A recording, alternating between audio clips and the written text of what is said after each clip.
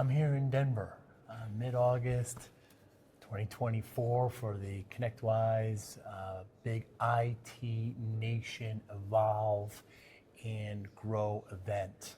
I'll be doing interviews this whole week with managed service providers that are here and with vendors and with ConnectWise staff and ConnectWise leadership.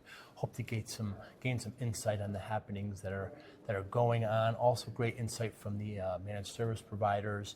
But the following interview will be from this event here in Denver. Thanks so much for listening. Hi, I'm Joey Pinz. People ask me, how did I lose 130 pounds? The quick answer is always discipline. I started my business, wasn't paying attention to my health, was eating too much, drinking too much sweets. My daughter was born. Next thing I know, I'm pre-diabetic, I have hypertension. I knew something had to change. Discipline. I, like many of you, have faced many challenges in your career, in your family, in your life, in your faith. How did you attack them? How did you approach them? How did you solve them, hopefully? It all had to have some degree of discipline. I'm also asked, how did you found and start a tech business that lasted over 25 years? Discipline. I was committed to it, enjoyed technology, didn't enjoy some aspects of it, but knew it was necessary. Discipline. Our podcast mission, how do we use discipline to better ourselves and society? Join me, please, as I talk to interesting people and discuss how they use discipline in their family and their passion and their careers and how it helped them. Our podcast vision, growth through learning from others. Joey Pinz Discipline Conversations. It'll be light and serious. Join us, please. Thank you for consideration. James, thanks so much for your time today. You bet. Very excited to talk to you. What do the Cowboys look like this year? Well, we were just talking about that off camera, weren't we? So always optimistic here in August. It's our time of year. Yeah. It's always our time. August is the best. So yeah. Now, why is it? I mean, it's America's team.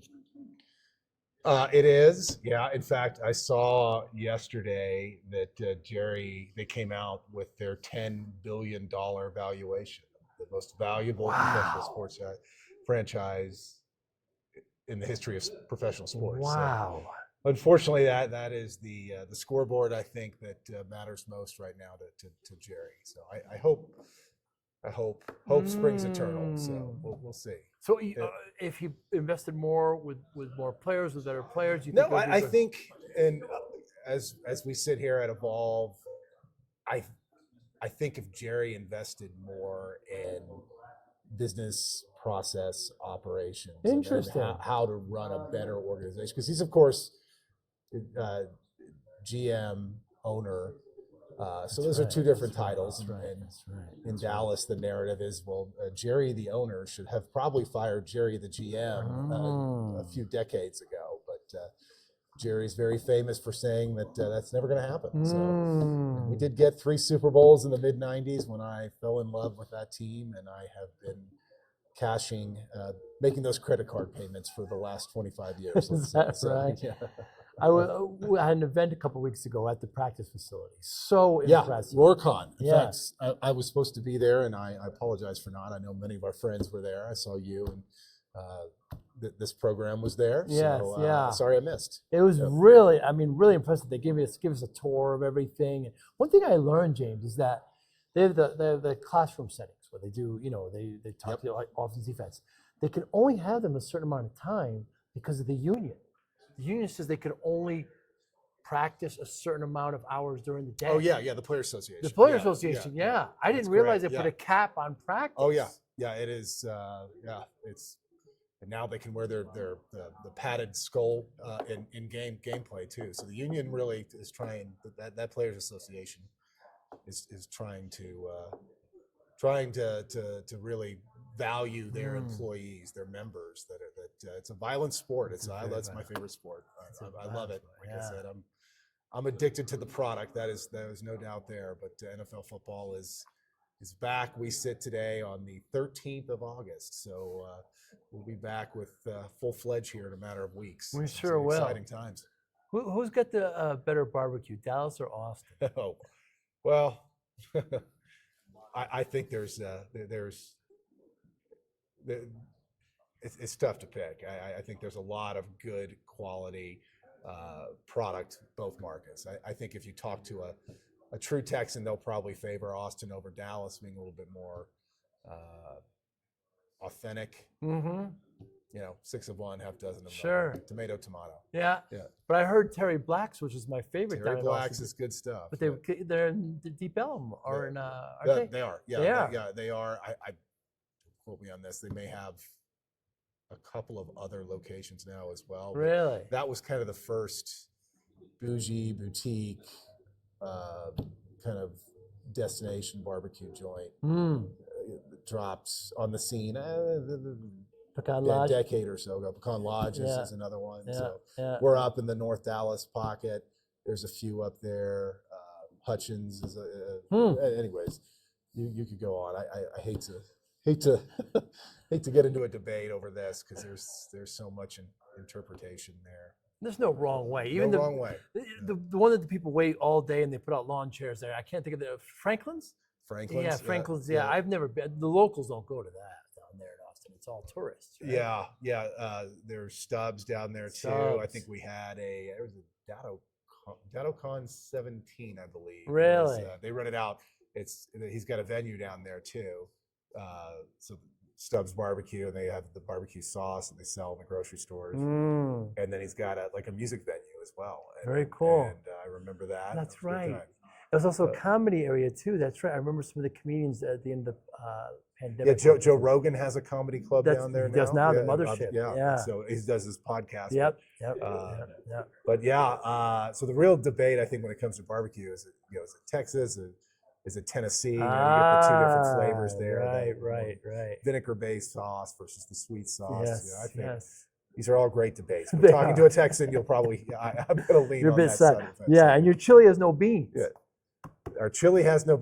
I've seen it both ways. I So, say. yeah. Doesn't So, Texas chili? yeah. Do I have that wrong?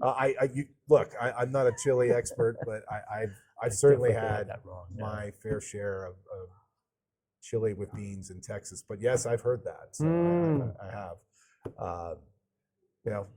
Again, it's like fine art. You can interpret it however you see fit. And Anyway, there's yeah. healthy debates. Hopefully, Certainly, everything's healthy. So we're here in Denver at IT Nation Evolve, and Grow is here. And Yep. we're in the middle Q3. We're in the middle of August. What's some of So- your goals this week? It's hard to believe it's Q3 already. I know, too. summer's almost over. Yeah. So we are staring 2025 dead in the eye. We And sure so are. we love to collaborate with the Evolve community. It's and you and I were talking about this. It's one of the premier communities, not just obviously in the ConnectWise ecosystem, but really the channel, the MSP ecosystem as a whole. We find that we align best with Evolve partners in the work that we try to do, and the guidance and the counsel that we try to provide. So our goals that we have, and I mentioned this a lot in some of the rooms that I'm able to go into and speak, but it's about growing strategically, and that may include a revenue number, it may include a headcount number, it may include an EBITDA level, but there's no blanket statement. So what we want to do is provide my goal when I come to and engage with the Evolve community is really to help, kind of, as Arlen says, the go-giver spirit. Yeah. So I like to. I have several partners that I've been fortunate enough to partner with that have kind of taken that entrepreneurial journey. Some that started with a small head count that grew and now have gone in, have been acquired, and are in a platform stage. So I've seen that ride, and I've been able to be a small part of that success for some partners. And that's my goal is when I come here, is to help, as an entrepreneur myself, to be able to see other entrepreneurs grow you and I have known each other for a while. Yeah, and long time I've now, seen you take several evolutions, Yeah. and here you're the Joe Rogan of the space Oh, now. how on do you the like MSP that? channel. So look at this. What is it about the MSPs here at Evolve you think they're different than others? Is there? You know, 'Cause there's other peer groups. Yeah, right? certainly, Yeah. and there's a lot. There's a lot of good groups. Yeah. I won't name drop them all. We're here at Evolve, so that's there's a lot of good groups here. But I recall vividly, we were legacy HTG sponsors as Yeah, well. Took yeah. a couple years off, and our first quarter back was Q1 2018 in Phoenix, and I remember it well when Arlen and Arnie were up on that stage together, and Wow. they announced the acquisition, and it just made Remember sense. And I recall back in the HTG days that the common thread to be a member of HTG was your PSA platform. You had to use ConnectWise Manage. Right.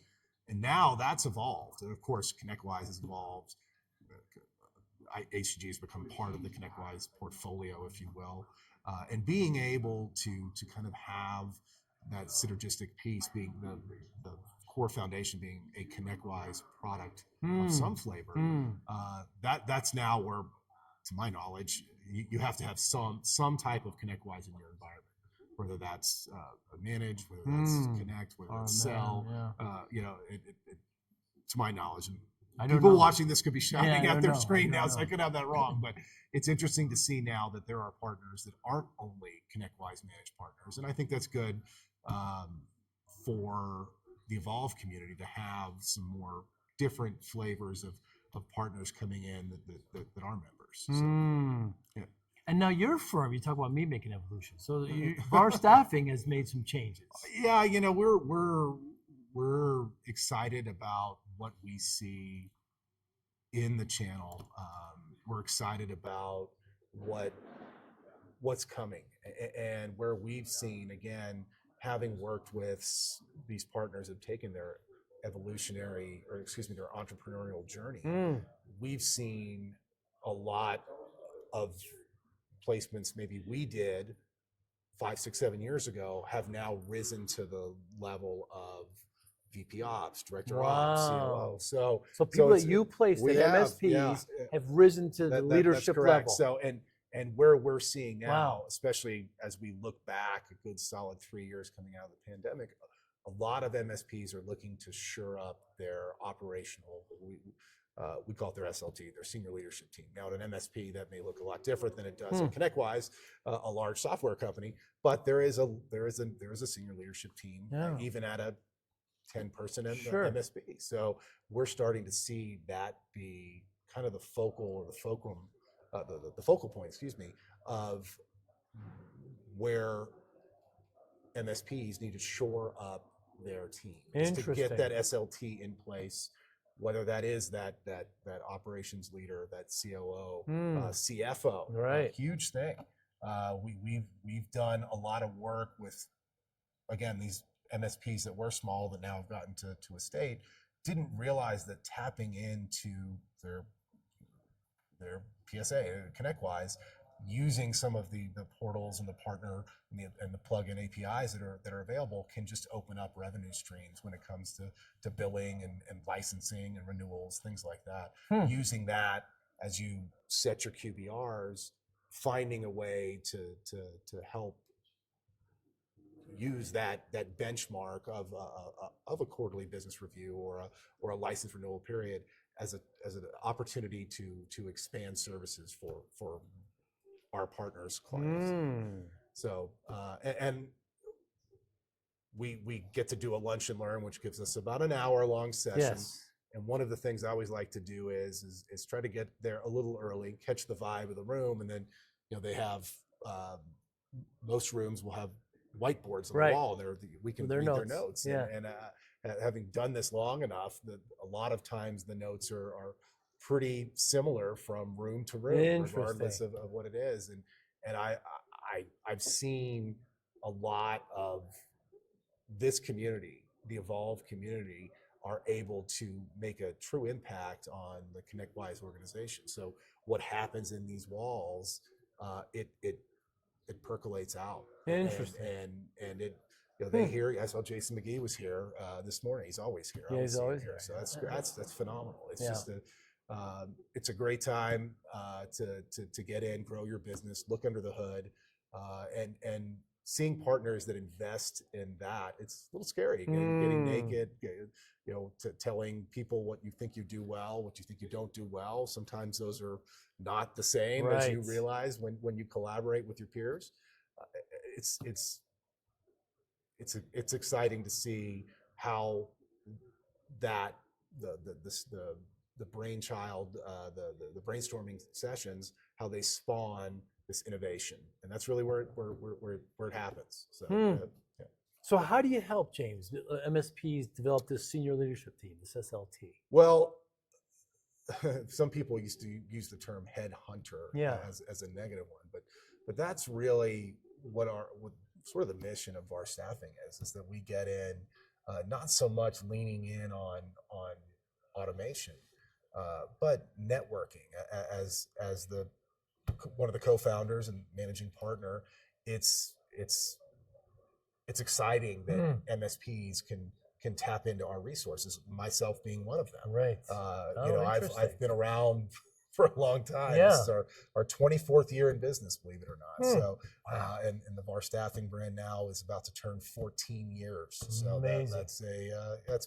it's been a ride, but being able to leverage our network and our knowledge base and using our lens that we can apply to a partner in Minneapolis, St. Paul, and take that same strategy and go to the New York City area and apply our filter, our lens. So really, to some degree, and I say this a lot too, is sometimes we go to we suspect that our MSP partners go to their clients and say, we're your trusted business advisor. Trust us. Outsource your IT to their clients. Maybe that's a mid-sized law firm. Maybe that's a dental office. Whatever it may be. So we got you covered on IT. So when we engage with any partner, an Evolve partner or not, we say to some degree, eat your own dog food. And recruiting is tough. It is difficult. It's not an exact science. Right. So outsource those functions to a partner, to a trusted advisor, and we're very fortunate that we do have the tribal knowledge and the longevity. We're old. Yes. I'm old. So. Yeah, you're not old, but you are really well known. You guys have been around for so long. We people see us a lot. Yeah. So that's that I appreciate that, Joe. That's kind words. We enjoy what we do. Yeah. So I'm passionate about it. I'm passionate about seeing that, and we're blessed that we have people that walk these halls and say, you need to use these guys. They helped get me to where I wanted to go, and we're again very blessed, very fortunate that we have those walking billboards. And that's a big thing in the Evolve, not to any community. But when you have one Evolve partner telling another Evolve partner, hey, these guys are good, whether you're a recruiting firm like VAR Staffing, or you're selling BCDR, or whatever it is, having those advocates and strength in this community is unique and unparalleled. And again, we're fortunate and blessed to have that. What should other vendors or solution providers are called there? How should they be better partners? How can they be better partners with MSPs? Well, one of the things we try to do, I hope I've done it here in our session, I don't try to sell. Right. I really don't. And when you get into a situation, and your product or your service is what you think it is, if it is best in breed, gold quadrant, whatever you want to call it, that's going to sell itself. So don't try to force it. And especially in this community, it's always be in it for the long play. Always be in it for the long play. I still remember my first IT Nation Connect. Back then it was just IT Nation in 2012, and we were pulling out partners left and right, and it was like our head was spinning. And the Evolve community is a little different. It's it's meant to be a slow burn, and if you do it right, you'll get to reap those benefits, not just from a revenue perspective, but just the relationships, and really invest in relationships is really what it is. I mean, you and I, like I said, we've known each other for many Long years, time. so, and we always say hi. We talk about our kids. Yes, had dinner, had some bourbon. Yeah, exactly. A little bit of bourbon. Yeah. But yeah, and that's what, and I get my kicks by just standing there and having people come pat me on the back. Good to see you. It's always almost a rite of passage. Nice. So that's my advice. This is a relationship play, and I truly want my partners to succeed, and that I've never ever lost sight of what it is that I do. What we do in our world is that when we're working search engagements, it's never about James or staffing. It's always about the candidate and then the client, the partner. So, and we have a saying around our shop is that the talent wins. So, what we try to make it flow, and we can provide guidance and counsel how long is too long in the interview process. How is it? When should we extend an offer? Actually, those are things that we can help. Little things. But really, at the end of the day, if our partner has a modern, progressive MSP, and if the candidate is talented and in it for the right reasons, it's going to work itself out. So, yeah, I like what you said about longevity. And I remember when I was a member, and we'd have these vendors come in, James, and one quarter, and nobody would ever see them again. Yeah. And they kind of promise you the world. So the MSPs are shy, right? Well, we're going to see if they're going to stick it out a little bit. I was talking to somebody else, and they said you don't see anything until year 2 when you come on. And I think it's really valuable. And another thing you mentioned about the lunch and learn, MSPs I talked to today, I said, what's the key to the lunch and learn? I said, don't sell us. Yeah, no, it was told to me many years ago, and I sometimes I get excited of and our lunch and learn strategy is really we want to kind of open it up for rabbit holes, is what I call it. Let's go down a rabbit hole and see where it goes. So I try, when we talk about these events, these war stories, I try not to sell. I know sometimes I can't be perfect, but people will talk about what fee structures look like, this and that, and I always say, let's take that offline. I appreciate that, but yeah, I really believe it. And please hold me if you're watching this, and I have sold to you at a lunch and learn. Call me, let me know. I want to hear about it, and I will make amends for that. So. And James, what are some of the misconceptions that MSPs have about recruiting? Well, clearly it's tough. Okay, it's not, as I mentioned earlier, it's not an exact science. Right. And what I like to say is we really are in the risk mitigation game. So we're going to mitigate that risk as best we can. You hire anybody. I mean, human beings are the most unpredictable commodity there is out there. Yeah. I could sell a script to Hollywood and make a fortune on some of the things I've seen, I've heard. Really? Yeah, it is bizarre, but people are people, and so being in the people business, it is an unpredictable commodity. And unfortunately, we try to mitigate that risk. So how do we do that? So again, we try to be as human facing as possible. In fact, we don't have any jobs posted on LinkedIn or ZipRecruiter or Indeed. No. Everything we do is organic. So we hunt. We have a very robust and active database. So that is good. But that's never where we start. What happens a lot is we will run a search, fresh search, and we will engage with somebody, and they happen to also live currently in our database. So once we re-engage with them, we're like, oh, we talked to you in 2022 about this opportunity, and we have good data on that, and we're able to act on that data. But a lot of MSPs, and rightly so, it's a risk. It's a risk to hire. It's a risk to use a firm. One of the things that I think helps mitigate the risk, again, is me. So unlike most vendors in our space, I'm the business owner. Right. So we're not at risk for me leaving my firm and going to another. So probably the number one pushback or concern we get from MSPs is, okay, well, you're going to place somebody here. If they're really good, you're going to come in and you're going to take them out and you're going to place them somewhere else. So we hear that a lot. Thought of that. Now, obviously, there's contractual language that protects that from not happening. That doesn't happen. But what happens if a sales account executive at XYZ staffing firm leaves XYZ staffing firm and goes to ABC staffing firm? Well, that contractual agreement is with XYZ. Now they're at ABC. There's no agreement with ABC. So with here, you get me, and the buck stops here.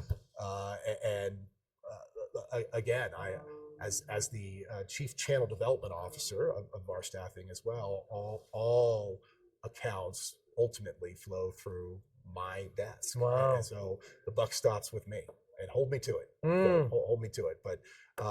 But we know that there's a cost to incur when you partner with a search firm, and there's no guarantee. We do offer a guarantee that somebody will last a finite amount of time. Sure. But after that, after 6 months, 12 months, 18 months, we invested in the search and they're gone. What do we do? Or we train them up, we coach them up, we turned them into this, to this all-star, and now they're getting offers left and right, and we can't compete with these salaries. And I wish I could control what people make. And I tell all my partners that we're purveyors of information. We're going to give you data. You can act on it. The ultimate call is yours as a hiring manager, business owner. The power in our dynamic really lies in the hands of our partners. So again, trying to help mitigate that risk, trying to help make sure they get enough bang for their buck, because we definitely understand it. That it is and that's how I can sit in a room and say, look, I'm a business owner myself. Right. I totally get it. If you're saying this is what it's going to cost, that's a lot of money. Sometimes that could be a vacation, right? Or their kids turning 16, and that could be their first car that they have to invest in a partnership with our staffing. I get it, and I respect that. I never lose sight of it. Never. Are non-competes enforceable? So the FTC did come out, Yes. and there is a I guess a precedent that was set that a non-compete is subject to too much interpretation and unlikely to be enforced. A non-solicit, two different things altogether. A non-solicitation agreement. So what that says is, if you leave your firm, you cannot go and directly solicit active clients or clients you were working with. Okay. So that, I would argue, and I believe the FTC would as well, is enforceable. But a non-compete, my interpretation is, if you get trained in a trade craft of whatever, if you're a welder, if you're an electrician, if you're a level 1 MSP tech, and you gain skills, it is not reasonable to say you cannot apply those skills at another employer. You're not a indentured servant for that MSP because they trained you properly. So really, I would argue it never really was. I mean, to fight a non-compete is expensive. As we see these larger platform MSPs take shape that may have internal in-house legal, that's where you may find some, but a lot of smoke and mirrors a lot of times when you have just one MSP getting upset. And we try to counsel our partners. If somebody comes in to you and says, look, I want to give my resignation, that should be a joyous occasion. And we counsel, although again, it's just counsel, don't counteroffer. Salute them, pat them on the back, have a going away happy hour, and take pride because you helped build that technologist into a marketable technologist that has put themselves in an opportunity to, in many cases, better themselves, better their family. So you should take pride, and don't be bitter. Although it's tough, especially if you are a smaller MSP. Right. This may be the linchpin. But if you're an evolved member and you build your processes right, and you have a good solution stack, and you partner with a lot of these other partners in our solution pavilion, you should be able to get that replaced. And, we can come in and say, look, we can try to help you out with that. But really, throwing money, it's a Band-Aid on a wound, and it can work. I've had discussions when so and so just came in and gave his resignation, and we gave him 10,000 more to stay. Wow. Don't do it. Yeah. Don't do it. And we've had some that have worked and some that haven't. So it's just because they're already checked out. Yeah. And on the candidate side, when that situation happens, and we have a good candidate through an interview process, has a good, clean offer. Oh, well, they matched it. I went in to resign and they matched my offer. Well, here's what's going to happen, candidate. In about 6 months, when they are looking to make some moves on the team, maybe they're looking to downsize. Maybe they're looking to, they need to add staff. You've proven yourself to be disloyal. So what's going to happen then? They're going to let you go. And now you're not going to have the opportunity that you have right now. Again, this is our counsel. Right. And our guidance doesn't have to be accepted. Oftentimes isn't. But we've seen a lot. We have seen a lot. So James, I think you know the story. I started my MSP in the 90s. I was working way too hard, 14, 15-hour days. You're no stranger to this. And got myself up to 340 pounds. Yeah. Right? I remember that. Yeah. The doctor said to me, if I don't lose the weight, you're not going to see your daughter graduate.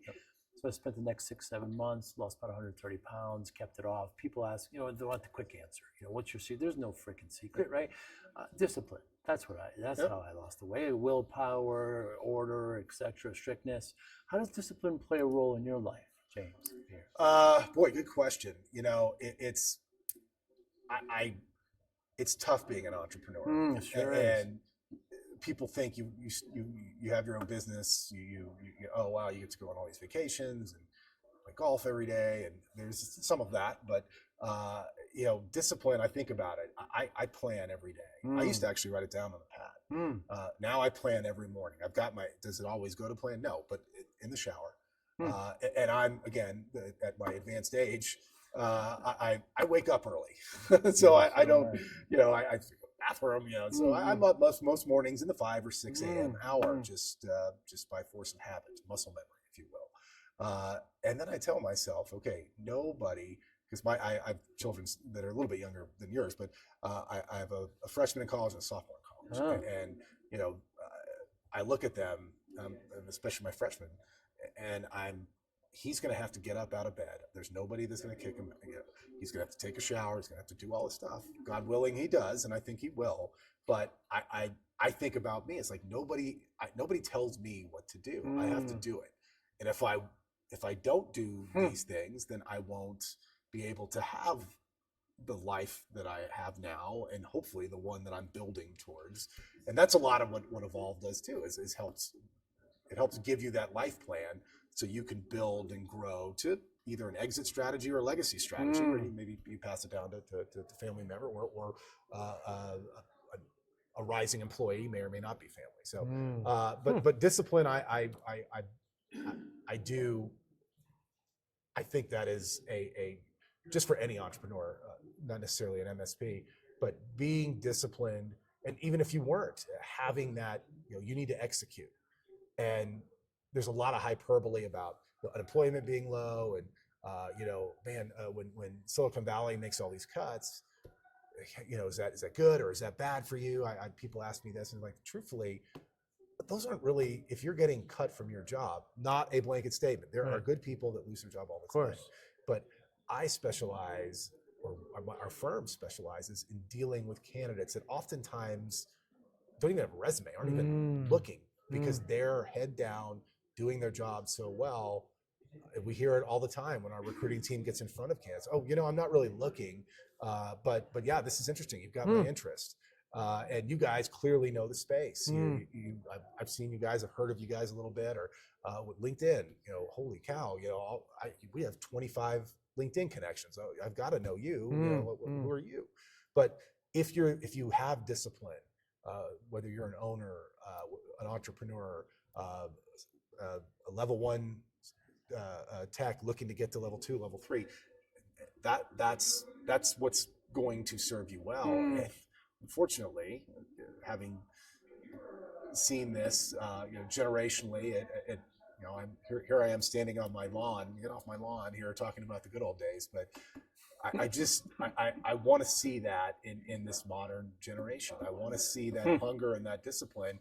I see all too often level 1 techs that want to be, the help desk manager in a year, and then the COO in 18 months after that. And there is something to be said for learning your trade craft, and we mentioned a little bit earlier, growing yourself, growing your skill set, taking that ride. And sometimes, again, it could be an entrepreneurial journey. It could just be an engineer, a tech, that journey, and see where it takes you. So, very cool. Well, James, thanks so much for your time Joe, today, it's man. always a pleasure. Thank you for listening and or viewing Joey Pinz Discipline Conversations. Please share this episode with 1 or 2 of your friends who you think may benefit from the episode. Our website, www.joeypinz.com. There you'll find lots of resources, and you could join our mailing list. Please follow us on all our social media, Instagram, Twitter, and Facebook. Podcast information, the video version of our podcast is on YouTube. Please subscribe. Audio is on all major podcasting platforms. Please follow them. And if you like it, please consider giving 5-star rating. Would really appreciate that. Thank you again for listening or watching Joey Pinz Discipline Conversations.